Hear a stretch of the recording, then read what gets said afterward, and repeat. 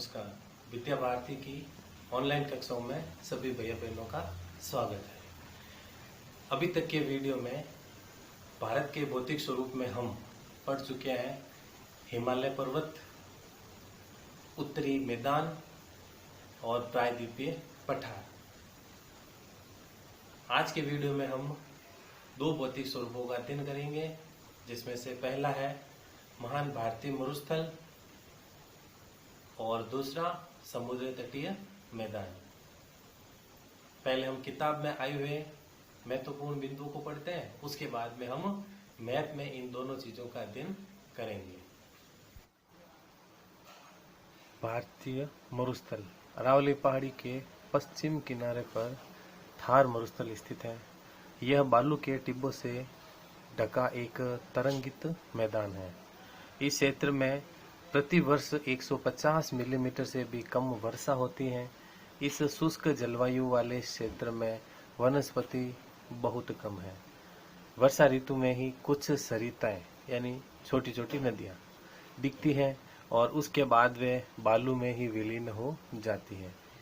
नदियां निकलने के बाद पानी की मात्रा कम होने के कारण वो किसी झील या सागर में नहीं मिलती है, वो वहीं रेत के मैदान में कहीं पर विलुप्त हो जाती है पानी कम होने के कारण। पर्याप्त जल नहीं मिलने से वे समुद्र तक नहीं पहुंच पाती है। केवल लूनी ही इस क्षेत्र की सबसे बड़ी नदी है। अब एकमात्र लूनी नदी है जो इस क्षेत्र की सबसे बड़ी नदी है। तो राजस्थान, पश्चिमी राजस्थान या थार मरुस्थल की सबसे बड़ी नदी लूनी नदी है। बरकान रेतीले टीलों का एक प्रकार है।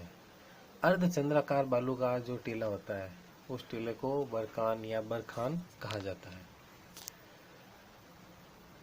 तो बरकान का विस्तार बहुत अधिक क्षेत्र पर होता है, लेकिन लंबवत टीले भारत पाकिस्तान सीमा के समीप प्रमुखता से पाए जाते हैं। हमारे थार मरुस्थल में बरकान टीले बहुत देखने को मिलेंगे अधिकतर भाग में, और लंबवत टीले भी पाए जाएंगे जो कि भारत पाकिस्तान की सीमा पर पाए जाते हैं। यदि आप जैसलमेर जाए तो वहां पर आपको किस प्रकार के रेत के टीले देखने को मिलेंगे? वहां पर आपको बरकान टाइप के या बरकान प्रकार के रेत के टीले के समूह आपको देखने को मिलेंगे। तो भारतीय महान मरुस्थल के बाद में अब हम भारत के तटीय मैदान को पढ़ते हैं। एक बार ये मैं पढ़ लेता हूँ, उसके बाद में आपको भारतीय महान मरुस्थल और समुद्र तटीय मैदान दोनों को विस्तार से मैप के अंदर समझाऊंगा। पहले हम इसको पढ़ लेते हैं। तटीय मैदान प्रायद्वीपीय पठार के किनारों पर संकीर्ण तटीय पट्टियों का विस्तार है। यह पश्चिम में अरब सागर से लेकर पूर्व में बंगाल की खाड़ी तक विस्तृत है। पश्चिमी तट पश्चिमी घाट तथा अरब सागर के बीच स्थित एक संकीर्ण मैदान है, यानी थोड़ा पतला मैदान है, चौड़ाई इसकी कम है। इस मैदान को 3 भागों में बांटा गया, यानी मैदान के 3 भाग हैं। तो कौन कौन से हैं? तट के उत्तरी भाग को कोंकण तट नाम दिया गया है, मुंबई और गोवा में। और मध्य भाग को कन्नड़ मैदान के नाम से जाना जाता है, जबकि इसके दक्षिणी भाग को मालाबार तट के नाम से जाना जाता है। इन तीनों तटों को मैं आपको मैप में अच्छे से समझा पाऊंगा। थोड़ी देर बाद में मैप का अध्ययन करेंगे। आगे बंगाल की खाड़ी के साथ विस्तृत मैदान चौड़ा एवं समतल है। बंगाल की खाड़ी के पास का जो तटीय मैदान है वो चौड़ाई में पश्चिमी तटीय मैदान की अपेक्षा ज्यादा है। उत्तरी भाग में इसे उत्तरी सरकार तट कहा जाता है, जबकि दक्षिणी भाग को कोरोमंडल तट के नाम से जाना जाता है। इस तटीय मैदान की प्रमुख बड़ी नदियों में पहली है महानदी, फिर गोदावरी, कृष्णा और चौथी नदी है इसकी महत्वपूर्ण कावेरी नदी। इस तट पर विशाल डेल्टा का निर्माण करती है।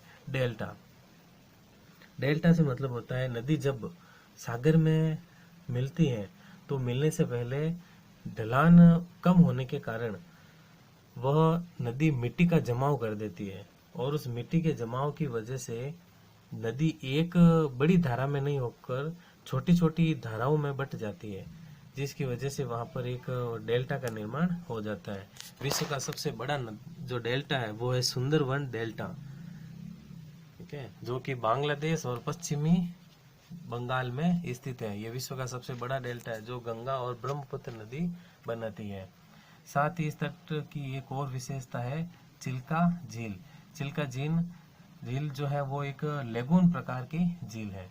तो चिल्का झील पूर्वी तट पर स्थित एक महत्वपूर्ण भू लक्षण है।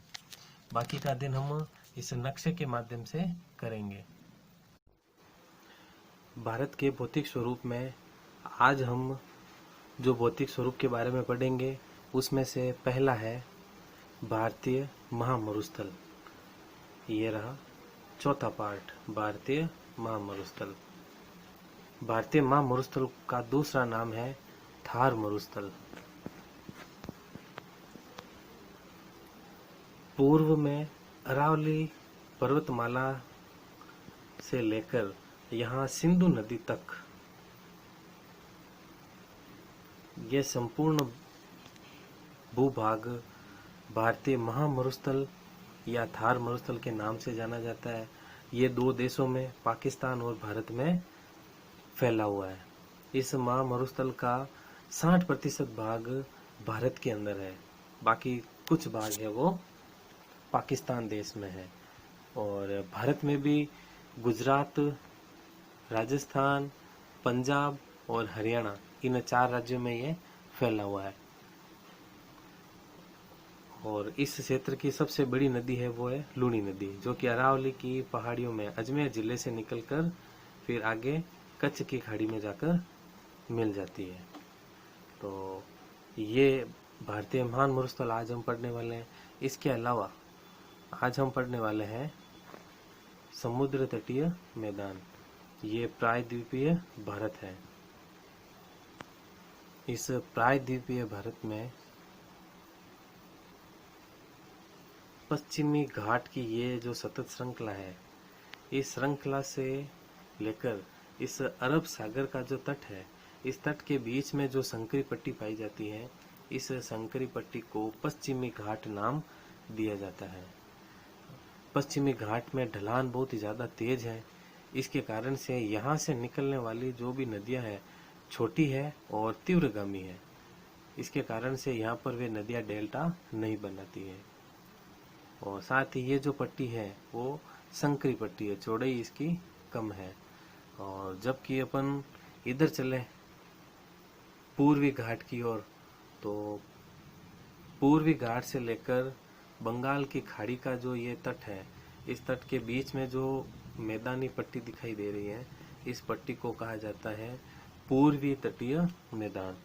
तो भारत के संपूर्ण तटीय मैदान को 2 भागों में बांटा जा सकता है, जिसमें पहला हो जाएगा पश्चिमी तटीय मैदान और इधर ये दूसरा हो जाएगा पूर्वी तटीय मैदान। अब पुनः हम इसका भी उप विभाजन करते हैं। अगर पूर्वी तटीय मैदान की बात की जाए तो संपूर्ण पूर्वी तटीय मैदान को 2 भागों में विभाजित किया जाता है। यहाँ से उत्तरी भाग को उत्तरी सरकार तट के नाम से जाना जाएगा और यहाँ से दक्षिणी भाग को कोरोमंडल तट के नाम से जाना जाएगा। इस पूर्वी तटीय मैदान की प्रमुख नदियां में महानदी, कृष्णा और गोदावरी तथा ये कावेरी नदियां। इस तटीय मैदान का ढलान धीमा है, समतल मैदान है। इस वजह से ये नदियां हैं, ये यहाँ पर विस्तृत डेल्टा का निर्माण करती है। यहाँ पर आप डेल्टा जैसे समूह को देख सकते हैं। ये देखिए, ये डेल्टा यहाँ पर बने हुए हैं। और साथ में ही इस तटीय मैदान में एक और विशेषता पाई जाती है। यहाँ पर चिल्का नाम की एक झील है। ये महानदी के डेल्टा के दक्षिण में देखो, ये यहाँ पर ये चिल्का झील है। लेगून प्रकार की ये झील है और भारत की सबसे बड़ी लेगून झील के नाम से जानी जाती है। इसका नाम है चिल्का झील। ये मानचित्र में आपसे पूछा जा सकता है। अब चलते हैं अपन पश्चिमी तट की ओर। पश्चिमी तट को भी 3 भागों में विभाजित किया गया है।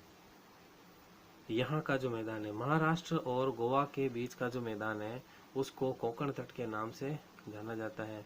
फिर कर्नाटक का जो मैदान है, उस कर्नाटक के मैदान को कन्नड़ तट के नाम से जाना जाता है। कन्नड़ तट के दक्षिण का जितना भी तटीय मैदानी क्षेत्र है, उसको मालाबार तट के नाम से जाना जाता है।